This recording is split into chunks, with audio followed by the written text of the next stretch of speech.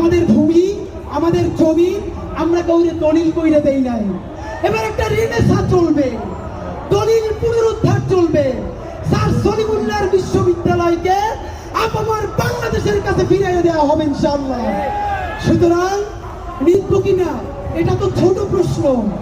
শহীদ president Ziaur রহমানের মতো, মাওলানা ভাসানীর মতো, এইখানকার ভূমিপুত্র শেরে বাংলার মতো, আমাদের সব থেকে স্বাধীন সন্তান স্যার সলিমুল্লাহর মতো বাংলাদেশের 56,000 বর্গ মাইলের প্রতিটা ইঞ্চিতে ইঞ্চিতে আমরা পায়ে হেঁটে নতুন আজাদি, নয়া বাংলাদেশ বিনির্মাণের জন্য ইনশাআল্লাহ পদযাত্রা শুরু করব।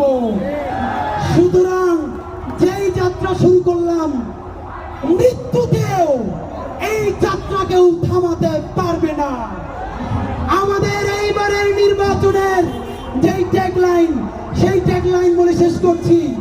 রেনেসার কবি ফররুখ আহমদ যেটা বলেছেন, নতুন পানিতে সফর এবার হে মাঝি, নতুন পানি